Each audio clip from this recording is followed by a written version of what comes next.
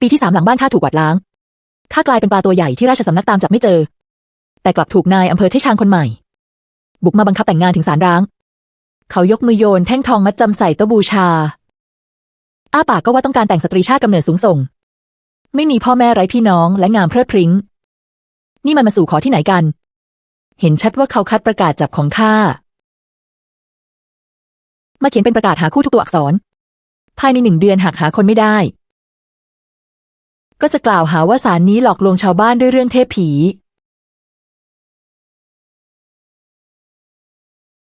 แล้วยกเสาศาลอย่างเจ้ามาเป็นหูหยินของข้าเสียข้ากำลังจะถลกแขนเสื้อสู้กับเขาแต่พอเหลือบเห็นรอยแผลเก่าที่ปลายแขนเสื้อเขาข้าก็แข็งค้างอยู่กับที่ทันทีขอทานยากจนที่ข้าเคยช่วยไว้เมื่อ5 ปีก่อนเหตุใดถึงกลายเป็นนายอำเภอไปได้เขามาตอบแทนบุญคุณหรือมาส่งข้าไปตัดหัวกันแน่ดวงตาเขาแฝงรอยยิ้มดูไม่เหมือนมีเจตนาร้ายข้าจึงค่อยๆลุกขึ้นอย่างสงบเหมือนทุกครั้งที่ผ่านมาหยิบได้แดงจากโต๊ะเทพเจ้าและยื่นให้เขาคุณชายโปรดวางใจบุรุษสรูปงามเช่นท่านย่อมต้องได้คู่ครองที่ดีแน่นอนแต่บ้านข้ายากจนจึงอยากหาสตรีที่มีความรู้สักคนจะได้ประหยัดค่าสินสอดส่วนนั้นมุมปากข้ากระตุกอย่างห้ามไม่อยู่จะหาหญิงงามก็แล้วไปเถอะยังจะเรียกร้องให้มีความรู้อีกคนตรงหน้าเพิ่งยัดแท่งทองก้อนใหญ่ใส่กล่องบุญพอให้ป้าในหมู่บ้านกินอย่างสบายครึ่งปีเขาเกี่ยวข้องกับคำว่ายากจนตรงไหนข้าก้าวไปข้างหน้าครึ่งก้าวผูกได้แดงไว้บนข้อมือเขาแล้วถามยิ้มตามธรรมเนียมว่าไม่ทราบว่าปีนี้คุณชายอายุเท่าใดพักอยู่ที่ใดทำมาหากินสิ่งใดหรือเจ้าคะสวีชิงโจชะงักไปเล็กน้อยก่อนจะหัวเราะออกมาเจ้าเป็นเพียงสาวน้อยเฝ้าศาลคิดจะซักประวัติข้าจนหมดเปลือกหรือข้าแซงทำเป็นจัดกระถางทูบหางตากวาดมองไปนอกประตูปลายนิ้วพลันเย็นเฉียบใต้ต้นไม้ใหญ่มีมือปราบพกดาบยืนอยู่หลายคนหรือว่าเขามาเพราะข้าจริงๆข้าใช้แขนเสื้อบางมือที่สั่นแล้วฝืนประคองเสียงไว้ใต้เท้าล้อเล่นเก่งจริงๆในเมื่อมาขอวาสนาคู่ครองก็ต้องให้เจ้าแม่ทอผ้าทราบฐานะของท่านก่อนมิฉะนั้นจะรับประกันได้อย่างไรว่าแม่นางที่ท่านหมายตาจะพึงใจท่านเช่นกันสวีชิงโจจ้องข้าแววตาสว่างจนน่าตกใจผ่านไปครู่หนึ่งเขาก็หัวเราะขึ้นมาแม่นางพูดมีเหตุผลเป็นข้าที่สะเพร่าเองข้าคือนายอำเภอเทชางสวีชิงโจวันนี้เพิ่งเข้ารับตำแหน่งต่อไปก็จะพักอยู่ที่ว่าการอำเภอนายอำเภอเพิ่งเข้ารับตำแหน่งวันแรกก็สวมชุดสามัญวิ่งมามอบแท่งทองที่ศาลร้างข้ากำลังจะก้มตัวคารวะจู่ๆเขาก็ยื่นมือมาประคองแขนข้าแต่ผ่านเนื้อผ้าเพียงครู่เดียวก็ปล่อยแต่ทั้งตัวข้ากลับแข็งทื่อเขาชักมือกลับแล้วยิ้มอย่างอ่อนโยนข้าเพียงแอบมาดูเงียบๆเท่านั้นแม่นางเฝ้าศาลไม่ต้องมากพิธีไม่ทราบว่าควรเรียกแม่นางว่าอย่างไรข้าข่มความตื่นตระหนกไว้ก้มหน้าตอบเสียงเบาเรียกเหมือนคนอื่นก็พอเรียกข้าว่าอาหงก็ได้อาหงเขาเผยรอยยิ้มที่อ่านไม่ออกเช่นนั้นขอถามแม่นางอาหงคำอธิษฐานของข้าอีกนานเท่าใดจึงจะเป็นจริงข้ากระแอมเบาๆทำสีหน้าเคร่งขรึมขึ้นมาเรื่องวาสนาคู่ครองรีบร้อนไม่ได้ยิ่งเงื่อนไขของใต้เท้าเข้มงวดเช่นนี้จะสำเร็จเมื่อใดก็ต้องดูพระประสงค์ของเจ้าแม่สวีชิงโจเงยหน้ามองเทวรูปสีเงินแล้วหยิบเงินก้อนหนึ่งยัดใส่มือข้าอีกเช่นนั้นรบกวนแม่นางอาหงช่วยทูลเจ้าแม่แทนข้าสักคำข้าต้องการให้ไวหน่อยข้าชั่งน้ำหนักในมือดูหนักกว่า10 ตำลึงทีเดียวพอให้ย่าหลิวเปลี่ยนยาทาได้3 เดือนอีกอย่างชื่อเสียงของศาลเจ้าแม่ทอผ้า เรื่องขอคู่แล้วศักดิ์สิทธิ์จะเสียไม่ได้เด็ดขาดข้าจึงได้แต่พยักหน้าใต้เท้าโปรดวางใจอีก2 เดือนก็จะถึงเทศกาลชีซีแล้วถึงตอนนั้นข้าจะต้องให้คำตอบท่านแน่นอนข้าให้เวลาแค่1 เดือนหาก1 เดือนแล้วยังไม่มีผลข้าจะเอาผิดข้อหาแอบอ้างเทพผีอาศัยพระพุทธเจ้าหลอกเอาเงินแล้วปิดศาลนี้เสียหนังสีสักข้าชาวว่าพันทีแม้ศาลเจ้าแม่ทอผ้าจะเล็กแต่มันเป็นที่พักพิงของข้ามา3 ปีปีนั้นข้าหนีภัยมาถึงที่นี่เป็นย่าหลิวแห่งศาลร้างที่รับข้าไว้ให้อาหารที่อยู่แก่ข้าและเพราะข้าพอรู้หนังสือจึงให้ข้ารับหน้าที่เฝ้าศาลส่วนเหตุใดศาลนี้จึงศักดิ์สิทธิ์คนอื่นไม่รู้แต่ข้ารู้แก่ใจดีที่สุดบ้านไหนมีหนุ่มติดพนันบ้านไหนมีแม่สามีใจร้ายแม่สื่อในหมู่บ้านสืบไว้หมดแล้วสิ่งที่เรียกว่าวาสนาฟ้าลิขิตแท้จริงก็แค่ข้าช่วยเหล่าแม่นางหลบหลุมไฟแล้วจับคู่คนที่เหมาะสมให้มาเจอกันหากความลับนี้ถูกเปิดโปงเงินทูบเทียนคงตกฮวบป้าที่อาศัยงานนี้หาเลี้ยงชีพล้วนต้องเสียงานไปหมดส่วนข้าที่ไม่มีทะเบียนบ้านที่นี่ก็จะต้องเร่ร่อนอีกครั้งเป็นอะไรไปสวีชิงโจถามเสียงเย็นทำไม่ได้หรือว่าพวกเจ้าเดิมทีก็หลอกลวงคนอยู่แล้วไม่มีทางแน่นอนข้ายัดเงินเข้าแขนเสื้อกัดฟันยิ้มประจบใต้เท้าโปรดวางใจข้าจะกราบไหว้ด้วยใจจริงทุกวันขอเจ้าแม่คุ้มครองให้ท่านพบคู่ครองที่ดีโดยเร็วพอเงาร่างของเขาหายไปนอกประตูศาลข้าก็เก็บรอยยิ้มทันทีหากท่านพ่อของข้ายังอยู่นายอำเภอขั้น7คนหนึ่งเกรงว่าแม้แต่ประตูบ้านข้าก็ยังเข้าไม่ได้บัดนี้เขากล้าข่มขู่ข้าด้วยศาลเจ้าแม่ทอผ้าดูสิว่าข้าจะไม่หานางเสืออารมณ์ร้าย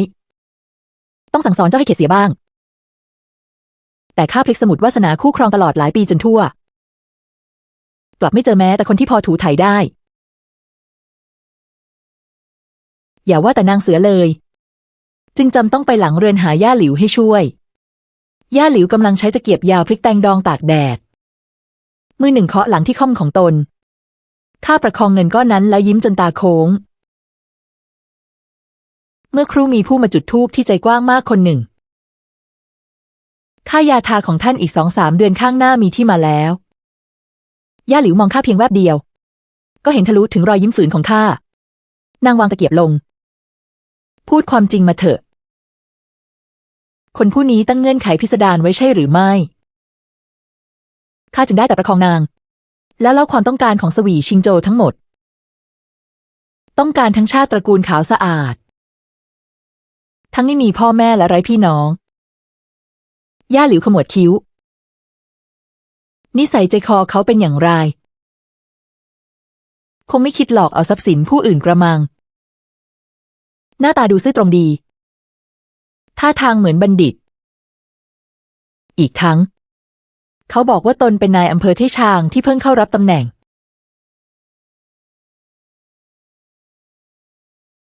ย่าหลิวครุ่นคิดอยู่ครู่หนึ่งเขาไม่ได้บอกใช่ไหมว่าต้องอายุเท่าใดข้าสายหน้าเช่นนั้นไปค้นในตู้ไม้เก่าเมื่อ3 ปีก่อนดูนางปลดกุญแจเก่าที่เอวแล้วยื่นให้ข้าหากข้าจำไม่ผิดทางท่าเรือหลิวเจียกังมีแม่นางคนหนึ่งที่ค่อนข้างเหมาะสมอยู่ข้ารับกุญแจมารีบเดินไปยังห้องเก็บหนังสือค้นสมุดวาสนาคู่ครองเมื่อ3 ปีก่อนจากหีบไม้เก่าก็พบข้อความบรรทัดหนึ่งจริงๆอู่ต่อเรือตระกูลหลิวชิงหลวนอายุ20มาขอวาสนาคู่ครองเมื่อ3 ปีก่อนนับดูแล้วปีนี้นางอายุ23พอดีเท่ากับข้าคือนางนี่แหละไม่รู้ย่าหลิวมายืนอยู่หน้าประตูตั้งแต่เมื่อใดตระกูลหลิวสืบทอดงานต่อเรือมาหลายชั่วอายุคนหลายปีก่อนยังรับงานสร้างเรือใหญ่ถวายฮ่องเต้ในเทชางนับว่ามีหน้ามีตายิ่งนัก เฮ่อเพียงแต่เด็กชิงหลวนผู้นี้ชะตาอาภัพมารดาของนางคลอดยากจนสิ้นใจตอนให้กำเนิดนางบิดาของนางเมื่อ3 ปีก่อนออกทะเลไปทดลองเรือลำใหม่ด้วยตนเองพบภัยเรือแตกกลางทะเลแล้วไม่กลับมาอีกนางเป็นบุตรสาวคนเดียวของบ้านไว้ทุกข์มาจนถึงบัดนี้นับว่าเข้ากับเงื่อนไขของท่านในอำเภอจริงๆ3 ปีก่อนอีกแล้วนิ้วข้าหยุดอยู่บนสมุดเก่าใจพลันดิ่งวูบเหตุใดเวลาจึงบังเอิญเช่นนี้ข้ากดความสงสัยลงแล้วปิดสมุดลงได้หลังปิดศาลแล้วข้าจะไปหลิวเจียกังสักเที่ยวย่าหลิวกับคว้าแขนข้าไว้เจ้าเป็นแม่นางคนหนึ่งออกไปกลางค่ำกลางคืนอันตรายเกินไปให้ป้าหลินไปเป็นเพื่อนเจ้าเถอะ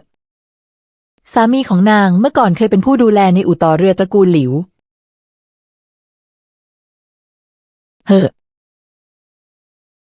พอดีว่าเมื่อ3 ปีก่อนก็ออกทะเลไปพร้อมบิดาของชิงหลวนใจข้าสะดุ้งวาบแต่ก็ไม่ได้ถามต่อยามสนธยาเมฆแดงเต็มฟ้าข้าลงกลอนประตูศาลเรียบร้อยและไปที่หมู่บ้านของกงหาป้าหลิน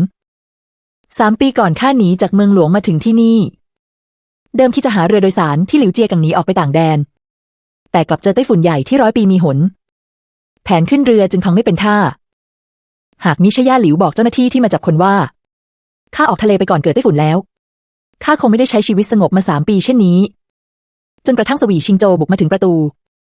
ข้าจึงเพิ่งตระหนักว่าชีวิตสงบ3 ปีนี้ราวกับขโมยมาข้าเคาะประตูบ้านป้าหลินในเรือนมีกลิ่นอาหารลอยออกมาอาหงนี่เองมาพอดีเลยนางเห็นข้าหน้าตาร้อนใจก็ไม่ถามมากยัดข้าวสวยพูนชามใส่มือข้าเรื่องใหญ่แค่ไหนกินข้าวเสร็จค่อยว่ากันขอบตาข้าร้อนเผาเมื่อ3 ปีก่อนข้าเปียกโชกทั้งตัวและหิวโหยจนตัวสั่นก็ถูกคนยัดข้าวให้1 ชามเช่นนี้ระหว่างกินข้าวข้าเล่าความต้องการของสวีชิงโจให้นางฟังคร่าวๆป้าหลินฟังจบก็มองไปทางทะเลแล้วเมื่ออยู่นานก่อนถอนใจฟังแล้วเด็กคนนั้นชะตาอาภัพจริงๆ3 ปีก่อนสามีข้าอาหนิวตามนายใหญ่หลิวออกทะเลไปลองเรือแล้วเจอพายุไต้ฝุ่นครั้งนั้นแม้แต่เศษไม้ผุสักแผ่นก็ยังไม่ลอยกลับมาชิงหลานอายุยังน้อยก็ต้องแบกรับอู่ต่อเรือทั้งแห่งไว้ตอนนี้นางเพียงอยากหาบุรุษที่ค้ำยันสถานการณ์ได้มาช่วยนางรักษาทรัพย์สมบัติของตระกูลแต่คนอย่างท่านอำเภอสวีที่ดูบอบบางเหมือนบัณฑิตเกรงว่านางคงไม่ถูกใจเส้นได้แดงเส้นนี้คงผูกไม่ง่ายนักข้ากำตะเกียบแน่นแล้วค่อยๆ คลายมือออกแม้ท่านอำเภอสวีจะดูบอบบางแต่เขาเป็นขุนนางผู้ปกครองเมืองนี้ท่านวางใจเถิดเรื่องนี้ข้าจะจัดการเองกินข้าวเสร็จดวงอาทิตย์ยังเหลือครึ่งหน้าป้าหลินถือตะเกียงกันลมไว้ดวงหนึ่งเดินเคียงข้างข้าไปบนทางหินมองคนงานขนของที่ท่าเรือเดินกันเร่งรีบ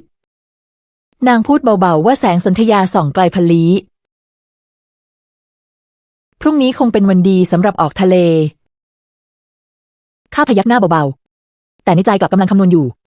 หากสถานการณ์ไม่เข้าทีก็จะหนีขึ้นเรือออกทะเลเสียพรุ่งนี้ลมทะเลพัดกลิ่นสนิมทองแดงปะทะหน้าไม่นานก็มาถึงข้าเงยหน้ามองไปอู่ต่อเรือตระกูลหลิวสว่างไสวด้วยแสงตะเกียงนับไม่ถ้วนเหมือนอสูรยักย้ายหมอบอยู่ริมฝั่งทะเลระหว่างเรือลำใหญ่กำลังเร่งงานคนนอกห้ามเข้าชายร่างกำยำ2 คนที่พกดาบขวางพวกเราไว้ป้าหลินก้าวขึ้นไปข้างหน้ายิ้มแล้วกล่าวว่ารบกวนพี่ชายทั้ง2ช่วยไปรายงานสักคำภรรยาของหลี่อาหนิวมีธุระจะพบนายใหญ่หลิวหนึ่งในนั้นจำป้าหลินได้น้ำเสียงจึงอ่อนลงที่แท้ก็พี่สะใภ้หนิวตามข้ามาเถิด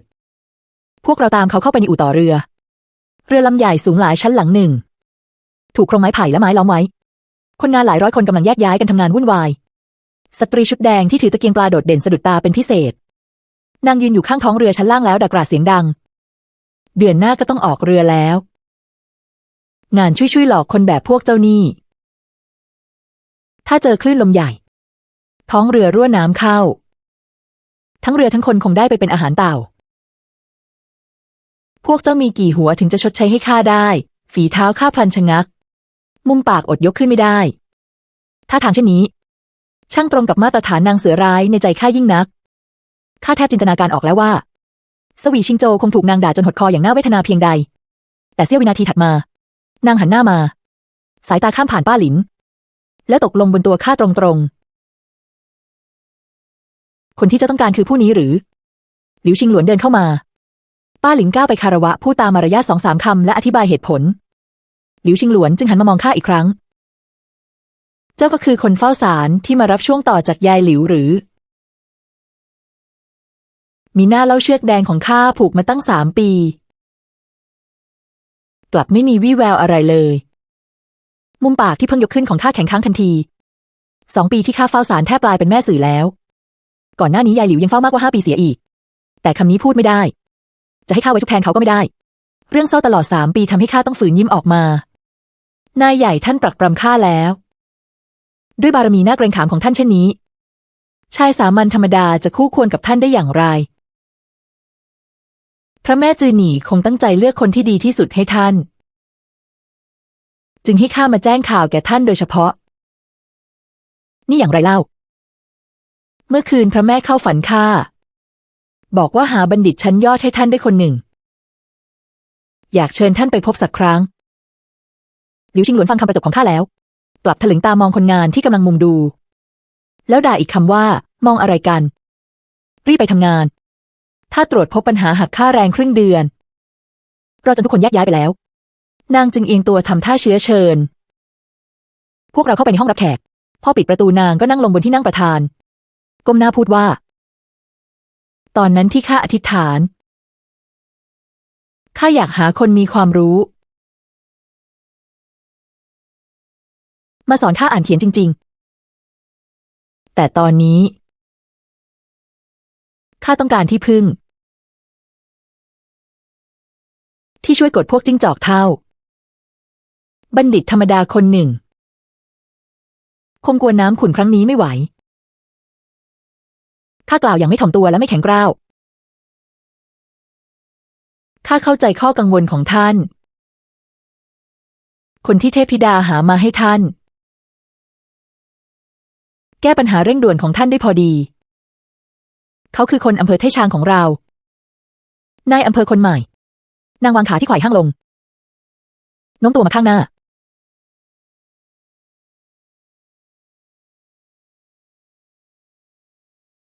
นายอำเภอหรือนับว่าเป็นผู้ช่วยที่พึ่งได้จริงรับมือจินอีเว่ยจินอีเว่ยหรือ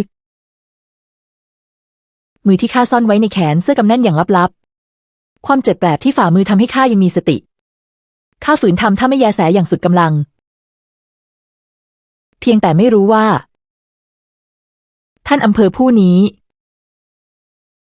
จะยอมแต่งเข้าบ้านข้าหรือไม่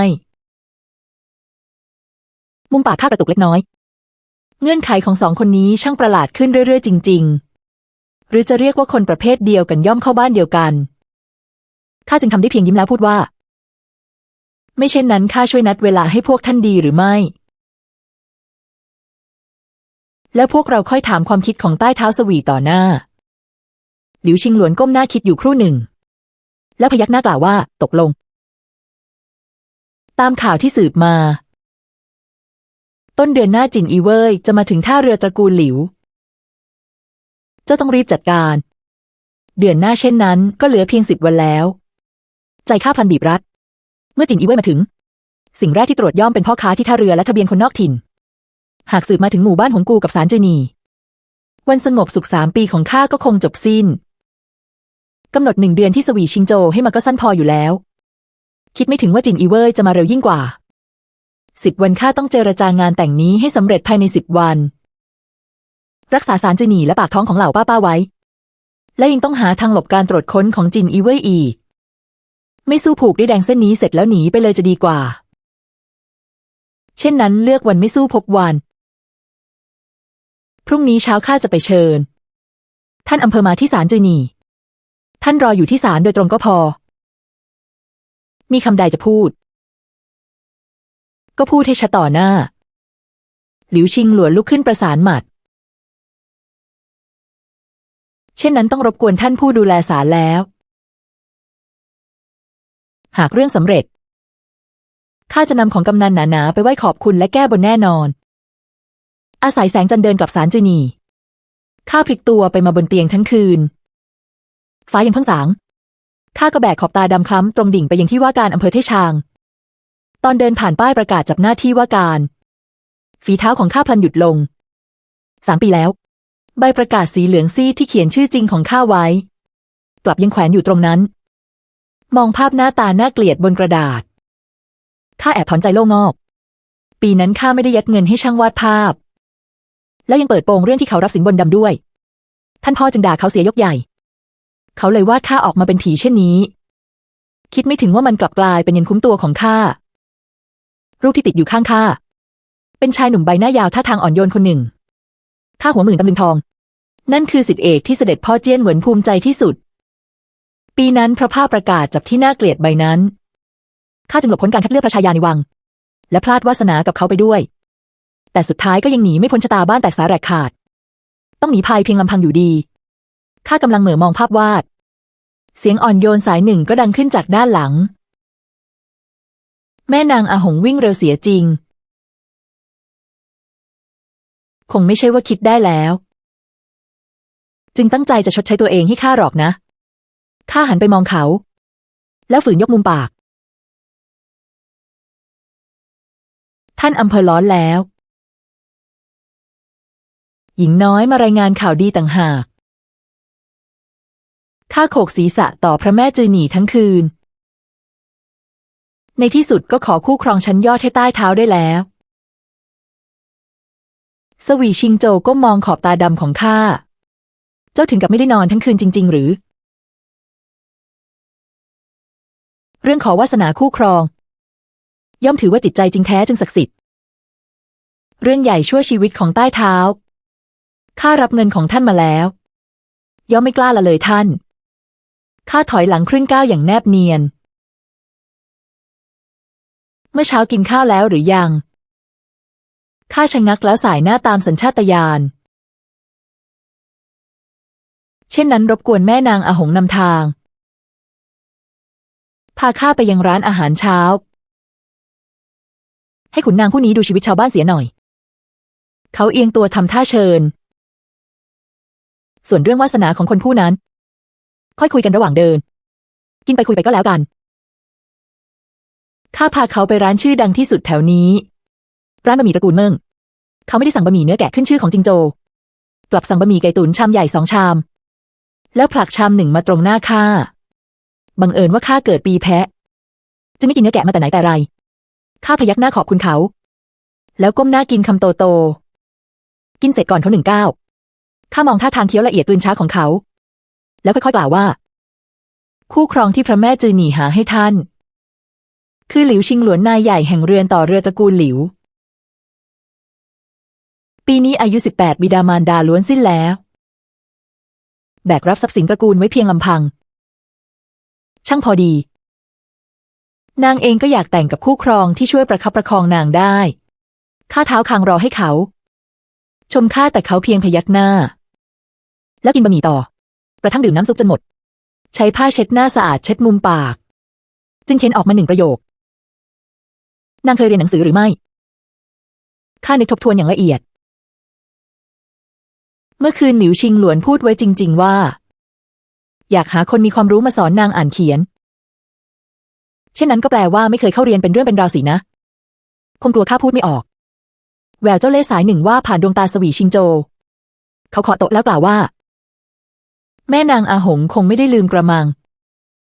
เมื่อวานขุนนางผู้นี้เคยพูดไว้ว่า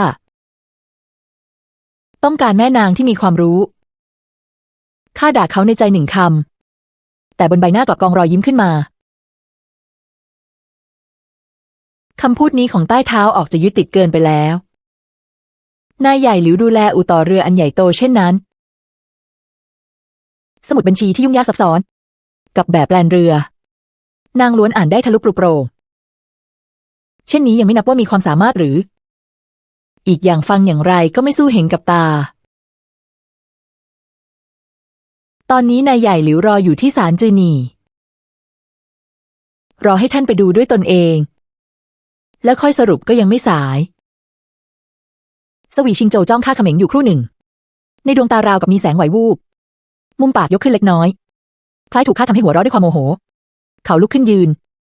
โยนเงิน2 ก้อนลงบนโต๊ะแม่นางอาหงช่างพูดเก่งเสียจริง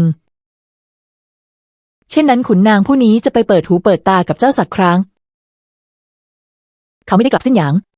ยังคงสวมชุดลำลองชุดนั้นเดินเป็นเพื่อนข้าจากเมืองซงเฟิงกลับหมู่บ้านหงกูระหว่างทางคลึกครื้นยิ่งนัก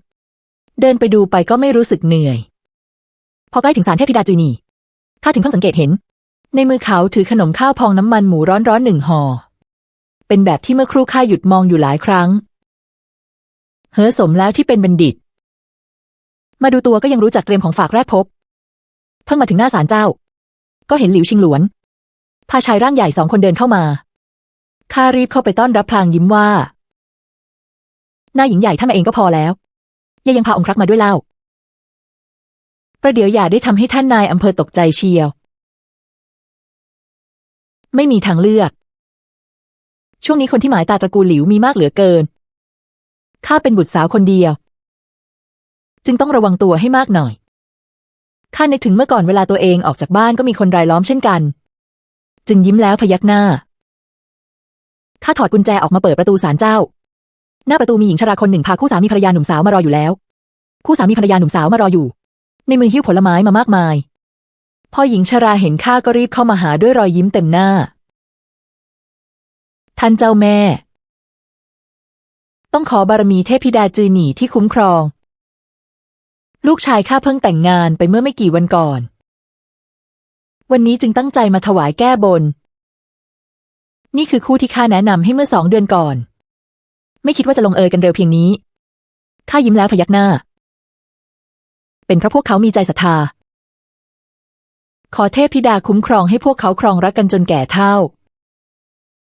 และให้ท่านได้อุ้มหลานชายตัวอ้วนๆโดยเร็วหญิงชรายิ้มหวานยิ่งกว่าเดิมหยิบเงินก้อนหนึ่งออกมายัดใส่มือข้าโยนลงกล่องทำบุญต่อหน้าทุกคน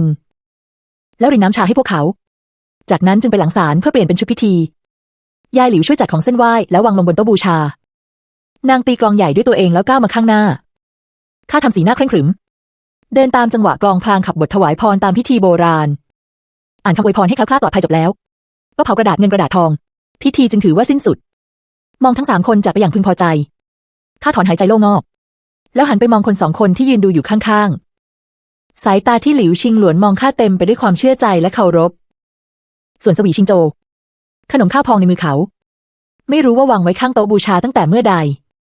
เขากำลังจ้องรูปเทพธิดาจือหนี่ริมฝีปากขยับเบาๆไม่รู้ว่ากำลังอธิษฐานสิ่งใดเมื่อวานยังประกาศว่าจะปิดศาลเจ้าอยู่เลยวันนี้กลับมาอธิษฐานเองเสียแล้วหรือพอข้าถอดชุดพิธีกลับมาสวีชิงโจวกับหลิวชิงหลวนนั่งอยู่ข้างโต๊ะ4 เหลี่ยมต่างคนต่างถือถ้วยชาไว้คนละใบต่างฝ่ายต่างพิจารณากันแต่ไม่มีใครเอ่ยปากองครักษ์2 คนเฝ้าอยู่หน้าประตูบรรยากาศชวนอึดอัดอยู่บ้างข้ากระแอมเบาๆแล้วเป็นฝ่ายเปิดปากก่อนท่านสวีนายหญิงใหญ่หลิวพวกท่านคุยกันตามสบายเถิดต่อหน้าเทพธิดาจือหนี่ผู้ใดก็ไม่กล้าพูดเท็จหรอกทั้ง2ยังคงไม่พูดอะไรข้าถอนหายใจหยิบขนมข้าวพองห่อนั้นส่งไปตรงหน้าหลิวชิงหลวนนี่คือของที่ท่านสวีตั้งใจไปซื้อจากตลาดเช้าให้ท่านเมื่อครู่ท่านลองชิมดูสิสวีชิงโจวยกมือขึ้นเล็กน้อยพอเห็นว่าข้าพูดออกไปแล้วเขาจึงค่อยๆวางมือลงหลิวชิงหลวนเปิดห่อแล้วชิมไป1 ชิ้นนางขมวดคิ้วหวานเกินไปข้ากินไม่ค่อยชินท่านสวีเก็บไว้กินเองเถิดพูดจบก็ผลักกลับไปสวีชิงโจวพลิกมือแล้วผลักมาให้ข้าแทนทั้งหมดเป็นของเจ้าแล้วตาข้าพลันเป็นประกายลากม้านั่งยาวมานั่งขั้นกลางระหว่างทั้ง2 คนหยิบขึ้นมา1 ชิ้นแล้วยัดเข้าปากยิ้มจนคิ้วโค้งเป็นจันเสี้ยว หวานจริงๆแต่ข้าชอบสวีชิงโจวจ้องใบหน้าข้าอย่างเหม่อลอยหลิวชิงหลวนกระแอมเบาๆแล้วเป็นฝ่ายเอ่ยก่อนท่านสวีงานราชการคงยุ่งมากลงมือรวดเร็วเด็ดขาดเช่นนั้นข้าจะพูดให้สั้นตระกูลหลิวของข้าไม่ขาดเงินขาดเพียงบุรุษที่เอาอยู่และค้ำจุนสถานการณ์ได้หากท่านยอมแต่งเข้าบ้านข้าภายหน้าหากอำเภอเทชางมีเรื่องใดต้องใช้เงินตระกูลหลิวจะสนับสนุนเต็มที่ขอเพียงท่านสวีเป็นคนเที่ยงธรรมก็พอสวีชิงโจวละสายตาจากใบหน้าข้าแล้วพูดด้วยสีหน้าไร้อารมณ์นายหญิงใหญ่หลิวคิดว่าต้นสูงสักกว่าจังหนิงกงจูหรือจังหนิงกงจูหลังเย่อ๋องขึ้นครองราชย์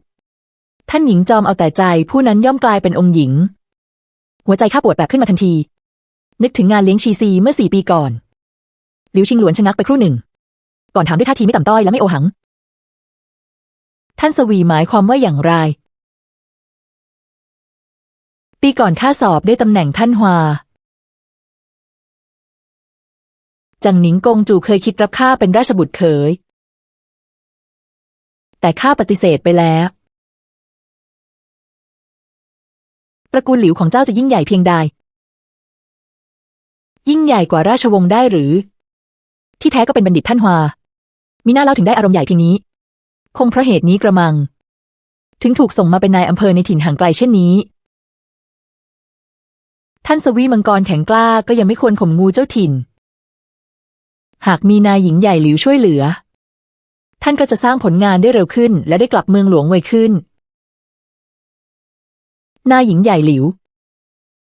มีตำแหน่งขุนนางของท่านสวีอยู่ต่อให้เขาไม่แต่งเข้าบ้านท่านก็ช่วยกดพวกคนตัวเล็กตัวน้อยเหล่านั้นให้ท่านได้อย่าต้องฝืนกันให้ได้เล่า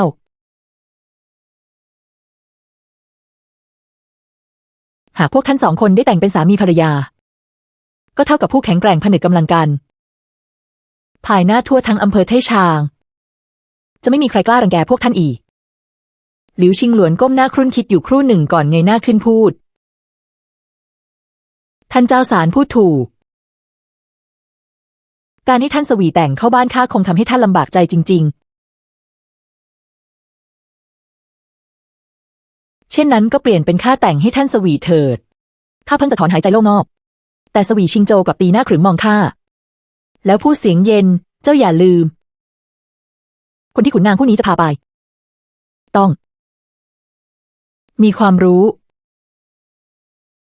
เหตุใดจึงวนกลับมาเรื่องความรู้อีกแล้วพอเห็นหลิวชิงหลวนยิ้มค้างข้าก็ร้อนใจขึ้นมาท่านแน่ใจได้อย่างไรว่านายหญิงใหญ่หลิวไม่ใช่ผู้มีความรู้หลิวชิงหลวนมองข้าอย่างซาบซึ้งกำลังจะเอ่ยปากแต่สวีชิงโจวชิงพูดขึ้นก่อนเรื่องนี้ง่ายมากหากนางตอบคำถามของข้าได้ข้าก็จะนับว่านางมีความรู้คำถามอะไรเรื่องหนุ่มเลี้ยงวัวกับสาวทผ้าแท้จริงแล้วเป็นเรื่องสุขสมหรือโศกเศร้าข้าชะงักไปในงานเลี้ยงชีซีเมื่อ4 ปีก่อนข้าเคยโต้แย้งความเห็นของจังหนิงกงจูต่อหน้าทุกคนคนที่รักกันแต่ไม่อาจอยู่เคียงกันได้1 ปีพบกันได้เพียงครั้งเดียว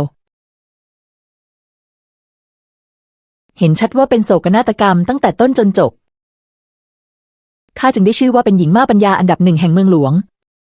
ตอนนั้นข้ายังอายุไม่ถึง14 ปีข้ามองสวีชิงโจวด้วยความตกใจแต่หลิวชิงหลวนกลับตอบอย่างสบายๆเรื่องรักที่งดงามเช่นนี้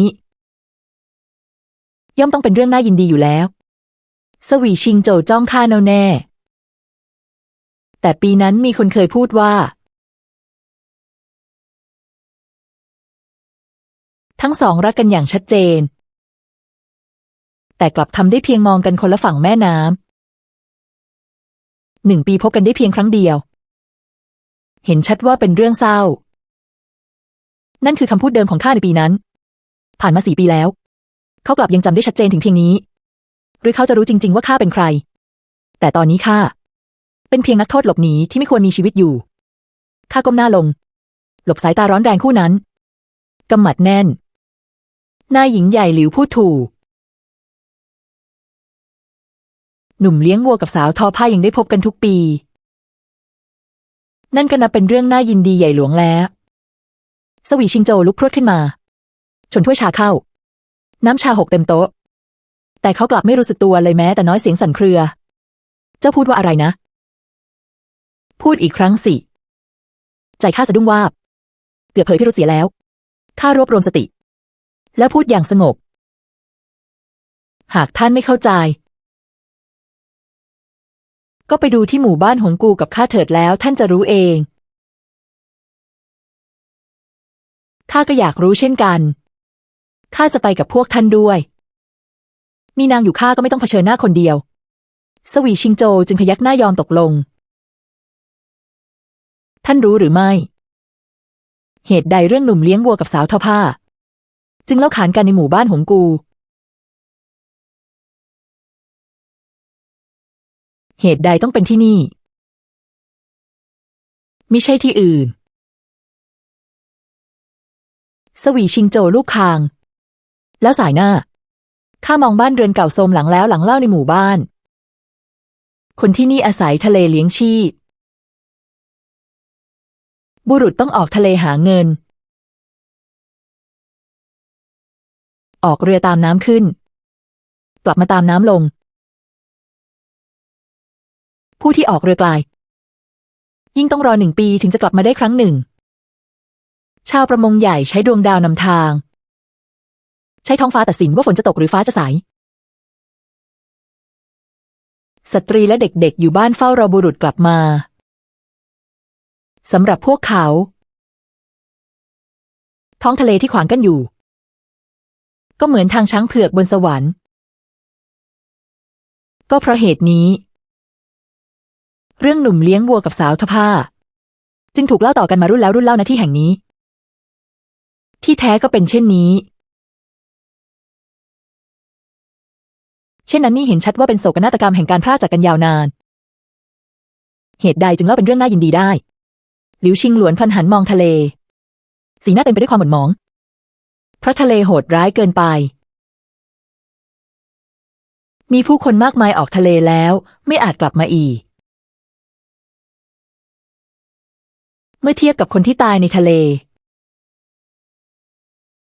หากทุกปีได้กลับบ้านอย่างปลอดภัยและได้พบหน้าครอบครัว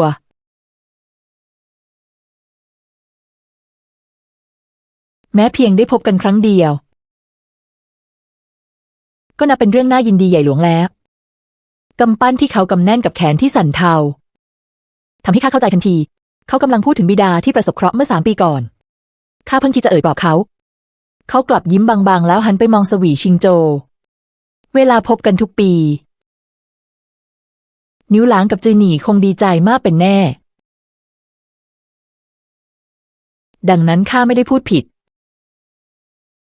เรื่องนี้ก็คือเรื่องสุขสมหวังข้าพยักหน้าตามไปด้วยใช่แล้วสำหรับป้านาในหมู่บ้าน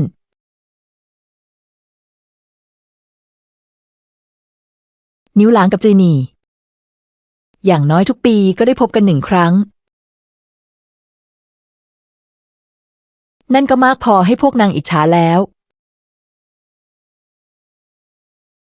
เพราะคนที่กลับมาอย่างปลอดภัยได้ส่วนใหญ่หาเงินได้แล้วก็ย้ายไปอยู่ต่างถิ่นคนที่ยังเหลืออยู่ในหมู่บ้านก็มีแต่สตรีที่วันแล้ววันเล่ารับลมทะเลและเฝ้ารอญาติพี่น้องกลับมาฝีเท้าของสวีชิงโจชะงักลงทันทีเขารีบเดินไปยังบ้านที่อยู่ใกล้ที่สุดเคาะประตูเพื่อสอบถามบ้าน1-2 บ้านถามไปทีละบ้านกว่า10 หลังจึงเดินกลับมาด้วยสีหน้าหมดอาลัยบนใบหน้าไม่เหลือความฮึกเหิมอย่างเมื่อวานกลับซ้อนทับกับภาพบัณฑิตกอบเมื่อ5 ปีก่อนยามนั้นใบหน้าเขาหม่นหมองหนวดเครารุงรังผอมจนเหลือแต่หนังหุ้มกระดูกราวกับไม่มีแม้แต่ความกล้าที่จะมีชีวิตต่อศักดิ์ศรีของบัณฑิตฟ้าย่อมมอบภาระใหญ่แก่ผู้ที่ต้องผ่านความทุกข์ก่อนจากไปข้ายังมอบตั๋วเงิน100 ตำลึงให้เขาอีกใบ เขารับมันช้ามากมือสั่นอย่างรุนแรงแต่เมื่อเงยหน้าขึ้นดวงตากลับมีประกายเพิ่มขึ้นหลายส่วนเขากำตัวเงินไว้แน่นแล้วกล่าวว่าบุญคุณของแม่นางครั้งนี้ข้าจะต้องสอบเอาชื่อเสียงให้ได้แล้วกลายเป็นคนที่คู่ควรกับท่านตอนนั้นข้าเพียงยิ้มส่งไม่ได้เก็บมาใส่ใจเพราะในเวลานั้นตัวข้าแม้แต่การคัดเลือกสนมในวังก็ยังไม่ชายตามองแต่บัดนี้เมื่อมองสวีชิงโจในสภาพท้อแท้เช่นนี้ข้ากลับพูดอะไรไม่ออกหรือคนสองคนที่ดูแตกต่างกันราวฟ้ากับดินนี้แท้จริงจะเป็นคนคนเดียวกันจริงๆข้าก้มลงเห็นเชือกแดงบนข้อมือเขาจู่ๆก็นึกขึ้นได้ว่าตอนนี้นอกจากเป็นนักโทษหลบหนีแล้วข้ายังเป็นคนเฝ้าศาลจือหนีด้วยข้าสงบจิตใจลงเล็กน้อยแล้วฉวยโอกาสเล่าเหตุผลของศาลจือหนีออกมาทั้งหมดชาวบ้านเหล่านี้ต้องการที่พึ่งทางใจจึงรวบรวมเงินสร้างศาลแห่งนี้ขึ้นมายามใจไม่สงบก็จะมาจุดธูปไหว้ขอให้ญาติที่ออกทะเลปลอดภัยเพราะมีตำนานหนิวหลางกับจือหนีและเทศกาลชีซีจึงเกิดเส้นทางเป่าเหมยที่ช่วยเป็นสะพานเชื่อมวาสนาเหตุใดทุกคนจึงบอกว่าศาลนี้ขอคู่ครองได้ศักดิ์สิทธิ์แท้จริงแล้วเป็นเพราะป้านาในหมู่บ้านทุ่มเทแรงใจพาชายหญิงที่เหมาะสมกันให้มาพบกันสำเร็จหรือไม่ขึ้นอยู่กับฟ้าแต่การวางแผนต้องอาศัยคนต่อให้มีเทพเซียนคุ้มครองก็ยังต้องพึ่งความพยายามของมนุษย์เมื่อคู่ที่สำเร็จมีมากขึ้นชื่อเสียงก็เล่าลือออกไปเงินธูปเทียนเพิ่มขึ้นก็ย้อนกลับมาตอบแทนเหล่าชาวบ้านที่เคยบริจาคเงินสร้างศาลและเลี้ยงดูป้านาที่คอยจับคู่ให้ผู้คนภายหลังเมื่อคนชราไร้บุตรไร้หลานในหมู่บ้านแก่ตัวลงก็อาศัยเงินธูปเทียนเลี้ยงดูจนสิ้นอายุขัยสวีชิงโจเงียบไปครึ่งค่อนวันท้ายที่สุดจึงถอนหายใจเบาๆที่แท้ก็เป็นเช่นนี้เห็นเขาได้สติกลับมาในที่สุดข้าก็ฉีกยิ้มแล้วกล่าวว่าแต่เรื่องคำถามเกี่ยวกับหนิวหลางกับจือหนีคำตอบของท่านหลิวผู้เป็นหัวหน้าใต้เท้าพอใจหรือไม่ท่านเคยกล่าวว่าหากเขาตอบถูกก็นับว่ามีความรู้ไม่ทราบว่ายังนับอยู่หรือไม่ในเวลานั้นเองเงาของกลุ่มจินอีเว่ยก็ปรากฏขึ้นมาแต่ไกลข้าสูดลมหายใจเย็นเฉียบขนทั่วร่างลุกชันสัญชาตญาณสั่งให้ข้าวิ่งหนีทันทีแต่สวีชิงโจกลับก้าวขึ้นมาข้างหน้าคว้าแขนข้าไว้แน่นแล้วกระซิบว่า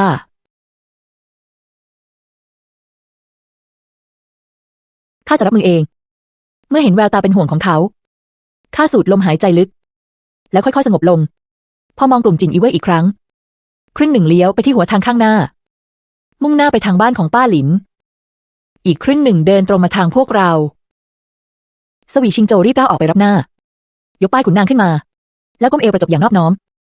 ท่านทหารทั้งหลายมาหาข้าผู้เป็นนายอำเภอหรือ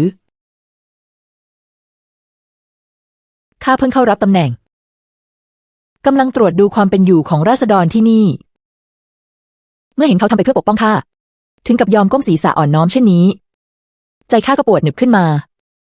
หัวหน้าจินอีเว่ยรับป้ายขุนนางไปเหลือบมองแล้วพิจารณาสวีชิงโจอยู่ครู่หนึ่งสวีท่านฮวาอ้อตอนนี้เป็นนายอำเภอสวีแล้วสินะหัวหน้าอย่างข้าไม่ได้มาหาเจ้าแต่มาหานายใหญ่ตระกูลหลิวข้ากับหลิวชิงหลวนสบตากันต่างเห็นความตื่นตระหนกในดวงตาของกันและกันหลิวชิงหลวนบอกชัดว่าจินอีเว่ยจะมาถึงต้นเดือนหน้าคิดไม่ถึงว่าวันนี้กลับมาถึงแล้วหรือเหตุเรือล่มเมื่อ3 ปีก่อนจะมีเงื่อนงำอื่นจริงๆยังไม่ทันให้ข้าคิดจนกระจ่างหัวหน้าจินอีเว่ยเดินไปหยุดตรงหน้าหลิวชิงหลวนเขากดมือลงบนดาบประจำกายแล้วกล่าวเสียงเย็นเกี่ยวกับเหตุเรือล่มเมื่อ3 ปีก่อน พวกเรายังมีข้อสงสัยอยู่บ้างรบกวนท่านหลิวไปกับพวกเราสักเที่ยวสีหน้าของหลิวชิงหลวนเปลี่ยนไปทันทีชายร่างใหญ่2 คนด้านหลังเขาก้าวขึ้นมาทันทีบรรยากาศตึงเครียดขึ้นในชั่วพริบตาสวีชิงโจรีบวิ่งเข้ามาขวางกลางระหว่างทั้ง2 ฝ่ายพวกท่านอยู่ในเขตอำเภอเทชางของข้าจะจับหัวหน้าช่างเรือใหญ่ที่สุดต่อหน้าข้าเกรงว่าจะไม่เหมาะนักกระมังอย่างน้อยก็ควรให้ข้าในอำเภอรู้แท้จริงแล้วเป็นเรื่องใดกันแน่หัวหน้าจินอีเว่ยกล่าวอย่างไม่รีบร้อนเช่นนั้นข้าก็จะพูดตรงๆเรื่องนี้เกี่ยวพันถึงร่องรอยของอดีตจักรพรรดิเจี้ยนเหวินเป็นคดีที่ฝ่าบาททรงจับตาด้วยพระองค์เองไม่ใช่เรื่องที่นายอำเภอตัวเล็กๆอย่างเจ้าจะเข้ามายุ่งได้คำว่าเจี้ยนเหวินตี้3 คำนี้ราวกับอัศนีบาทลงกลางสมองข้าเลือดทั้งร่างเหมือนแข็งตัวในทันทีคนผู้นั้นที่เคยติดประกาศจับคู่กับข้าก็คือเจี้ยนเหวินตี้เมื่อ3 ปีก่อนข้าหนีมาถึงที่นี่ตั้งใจหาลำเรือออกนอกแผ่นดินแต่กลับถูกพายุไต้ฝุ่นขวางทางไว้และบิดาของหลิวชิงหลวนกับสามีของป้าหลินก็จมน้ำตายพอดีในเวลานั้นนายใหญ่เจ้าของอู่ต่อเรือผู้ชำนาญทะเลจะฝ่าลมพายุออกเรือได้อย่างไรที่บอกว่าเป็นอุบัติเหตุเรือล่มเกรงว่าความจริงคือคุ้มกันเจี้ยนเหวินตี้หลบหนีจินอีเว่ยอาจปล่อยข้าไปเพราะภาพวาดจับตัวที่เลวร้ายไปนั้นแต่ไม่มีทางปล่อยเจี้ยนเหวินตี้ไปเด็ดขาดหากตระกูลหลิวถูกพัวพันหลิวชิงหลวนและคนงานหลายร้อยชีวิตล้วนต้องตายเพื่อเจี้ยนเหวินตี้ท่านพ่อของข้าต้องแลกด้วยทั้งตระกูลและชีวิต800 คนไปแล้วบัดนี้ผลัดแผ่นดินมาได้3 ปียังจะต้องเพราะเขาทำให้ผู้คนมากกว่านี้ต้องสังเวชอีกหรือเมื่อเห็นหัวหน้าจินอีเว่ยชักดาบออกมาแล้วพาดไว้บนคอของชายร่างใหญ่คนหนึ่งข้ากำหมัดแน่นตัดสินใจเด็ดขาดแล้วสูดลมหายใจลึกก่อนจะตะโกนเสียงดังว่าสวีชิงโจรี่ผันกลับมาทันทีส่งสายตาเตือนข้าว่าอย่าบุ่มบามหลิวชิงหลวนก็มองข้าอย่างตกตะลึงหัวหน้าจินอีเว่ยหรี่ตาลงถามเสียงเย็นว่าเจ้าเป็นใครบังอาจขัดขวางข้าปฏิบัติราชการข้าคือธิดาแห่งสวรรค์มนุษย์เรียกข้าว่าเจ้าแม่จือหนีวันนี้ข้ายืมร่างคนเฝ้าศาลมาพูดกับพวกเจ้าข้ารับเครื่องหอมบูชาจากราษฎรแถบนี้ก็ย่อมต้องคุ้มครองความสงบของที่นี่คนที่พวกเจ้าตามหาเมื่อ3 ปีก่อนนางอาศัยฤทธิ์ของท่านเจ้ามังกรออกจากที่นี่ไปแล้วหากคิดจะตามหาเขาก็จงล่องมหาสมุทรไปทางตะวันตกอย่าได้รบกวนชาวบ้านที่นี่อีกมิฉะนั้นข้าจะให้พวกเจ้าครองโสดไปจนตายลมทะเลพัดผ่านวูบหนึ่งพัดแขนเสื้อกว้างของข้าจนดังพรึบพราบหัวหน้าจินอีเว่ยครึ่งเชื่อครึ่งสงสัยแต่ลูกน้องที่อยู่ด้านหลังเขากลับลอบสบตากันมือที่จับดาบคลายแล้วกำแน่นอีกครั้งหลิวชิงหลวนตอบสนองรวดเร็วยิ่งนักหญิงต่ำต้อยหลิวชิงหลวนคารวะเจ้าแม่จือหนีท่ามกลางความมึนงงนางเป็นอะไรไปทั้งตัวสั่นเหงื่อเย็นออกไม่หยุดเหตุใดนางถึงร้องให้ด้วยหรือเป็นผลสะท้อนจากการเชิญเทพเข้าร่างมือหยาบกร้านคู่หนึ่งแต่หน้าผากข้าแล้วจับชีพจรของข้าอีกครั้งอย่าดาวส่งเดชนางแค่ฝันร้ายปีแรกที่เพิ่งมาที่นี่มักเป็นเช่นนี้บ่อยๆ2 ปีมานี้พอมีงานยุ่งจึงค่อยดีขึ้นวันนี้โรคใจคงกำเริบอีกแล้วยังมีแค่นิดหน่อยคงเพราะเมื่อวานโดนลมทะเลเข้าช่างเป็นเด็กสาวที่น่าสงสารจริงๆอยู่ที่นี่มา3 ปีไม่เคยเห็นคนในครอบครัวมาหานางเลยเสียงถอนหายใจของท่านย่าหลิวยังไม่ทันจางก็ได้ยินเสียงสวีชิงโจถอนหายใจยาวนางไม่มีญาติพี่น้องเหลืออยู่บนโลกนี้ตั้งแต่เมื่อ3 ปีก่อนแล้ว เป็นอย่างที่คิดเขารู้จริงๆว่าข้าเป็นใครเหตุใดจึงเป็นเช่นนี้อย่างน้อยข้ายังมีลุงอาคอยคุ้มครองเจ้าแต่นางกลับเมื่อ3 ปีก่อนก็สิ้นญาติทั้งหมดแล้ว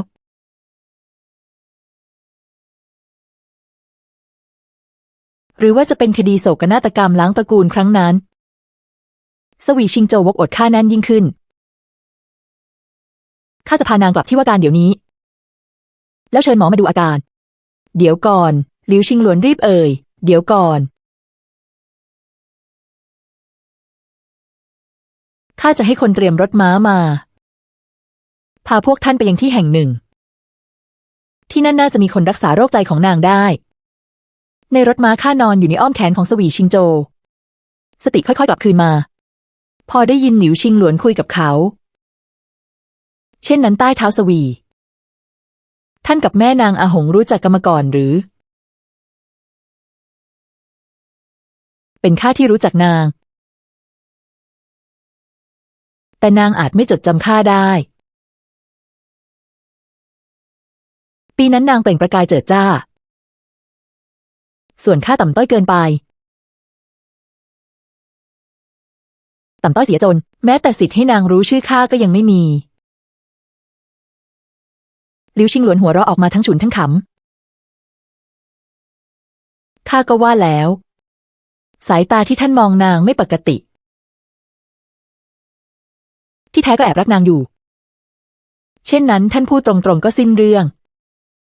เหตุใดต้องเอานางมาล้อเล่นเช่นนั้นในดวงตาเขาแวบความเก้อเขินที่หาได้ยากบนรอยขบขันเล็กน้อย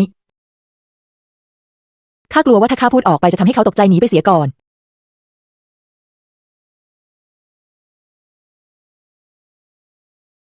เมื่อวานข้าเพียงช่วยประคองนางไว้ครั้งหนึ่งนางกลับแข็งทื่อไปทั้งตัวราวกับนกน้อยที่ตื่นตกใจภายในรถม้าเงียบลงเหลือเพียงเสียงล้อบดผ่านถนนหินเท่านั้น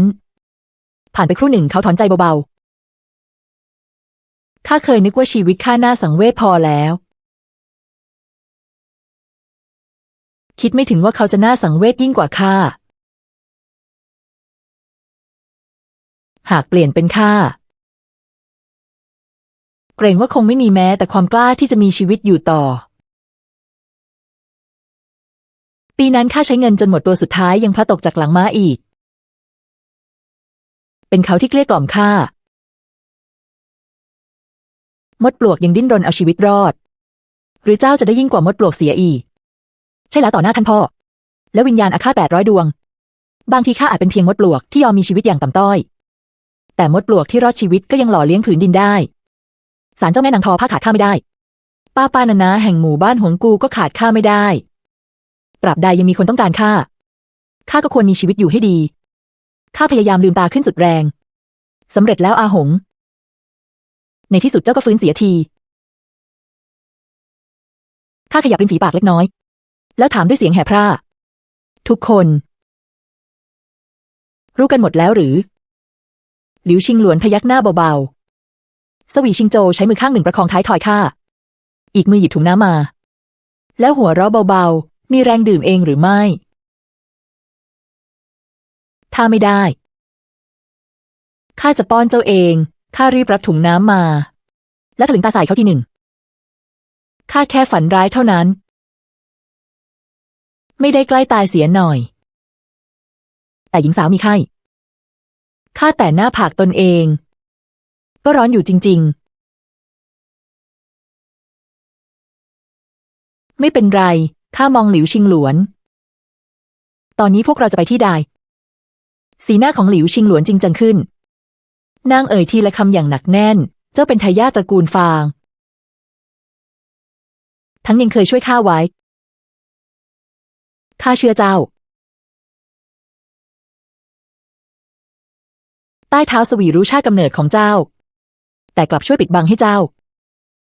ข้าก็เชื่อเขาเช่นกัน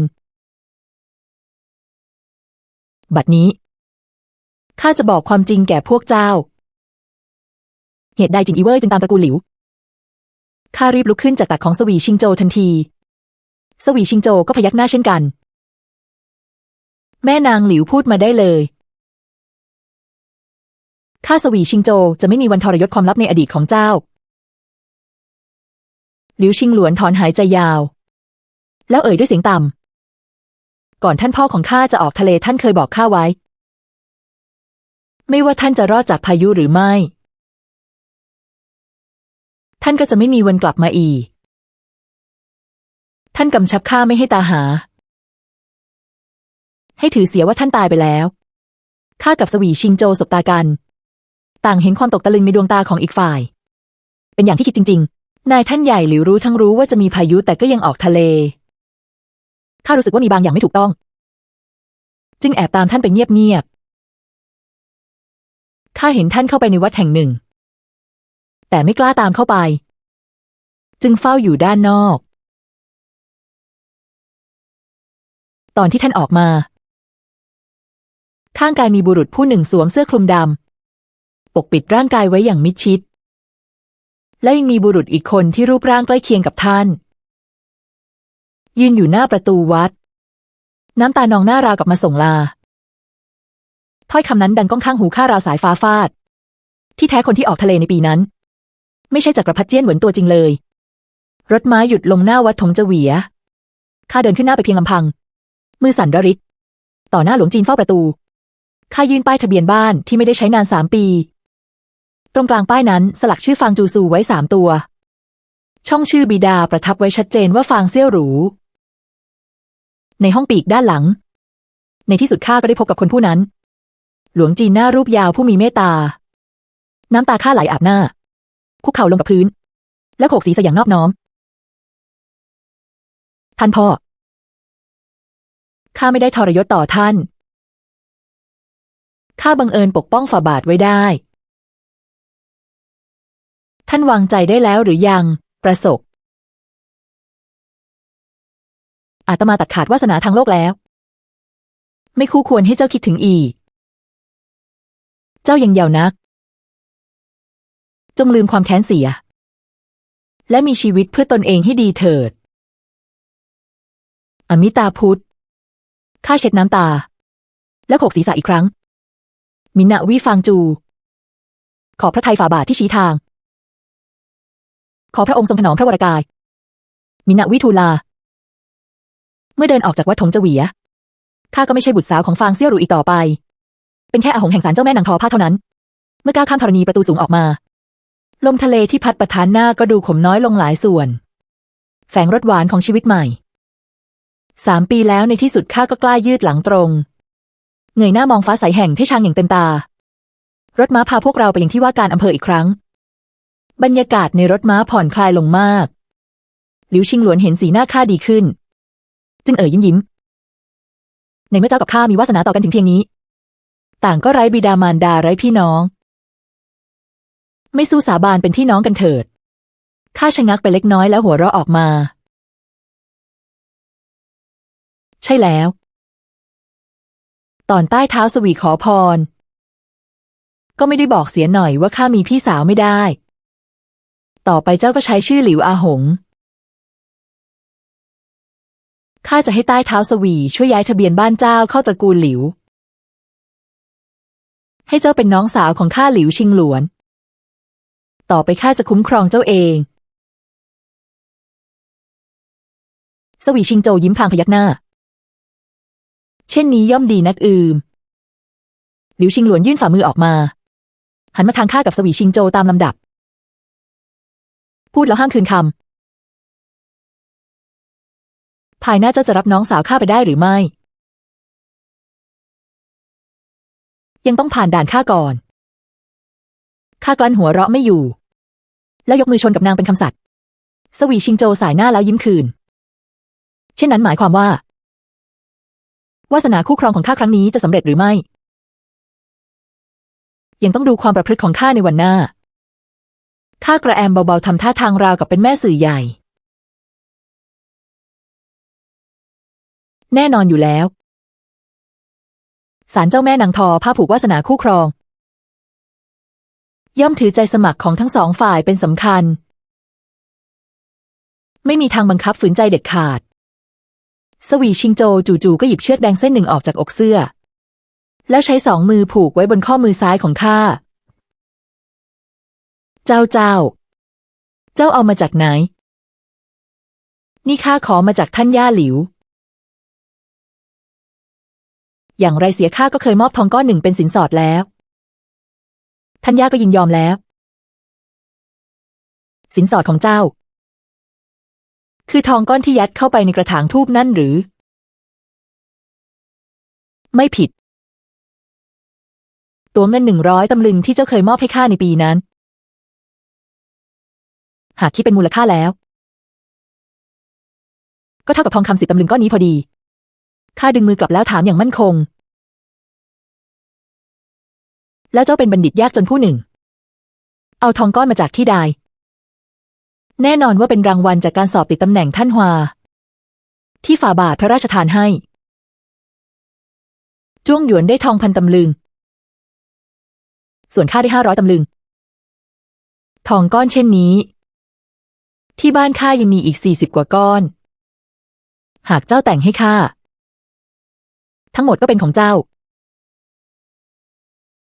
ว่าอย่างไรข้าแซงทำสีหน้าลังเลเช่นนี้ไม่ได้แล้วน้องอาหงเจ้าอย่าได้ถูกทองก้อนเดียวซื้อใจไปเชียวนะ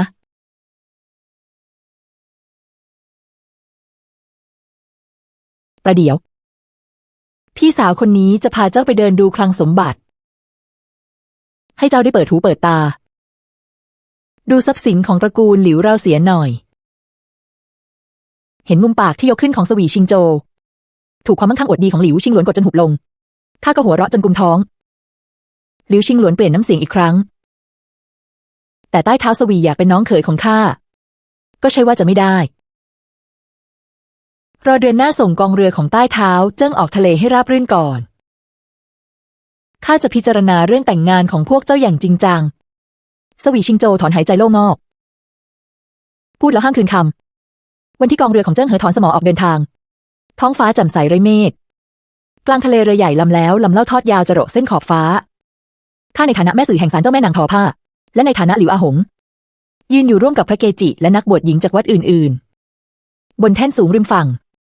เพื่ออวยพรแก่เหล่าลูกเรือและทหารที่ออกเดินทางไกลคราวนั้นเรื่องแม่นางทอผ้าสำแดงอิทธิฤทธิ์ทำให้จักรพรรดิหยงเล่อทรงพอพระทัยยิ่งพระองค์ทรงยอมรับรูปเคารพที่ข้าถวายอย่างไม่ปิดบังและยอมรับตัวตนของข้าในฐานะหลิวอาหงด้วยยอมเชื่อทุกสิ่งที่ข้ากล่าวตระกูลหลิวจึงเป็นเหยื่อคดีเจี้ยนเหวินหลบหนีไม่เพียงไม่ถูกไต่สวนอีกแต่ยังได้รับการปลอบขวัญจากทางการและมีคำสั่งต่อเรือเพิ่มขึ้นอีกมากหลังส่งกองเรือออกเดินทางสวีชิงโจได้รับความช่วยเหลือจากตระกูลหลิวการปกครองอำเภอจึงราบรื่นอย่างยิ่ง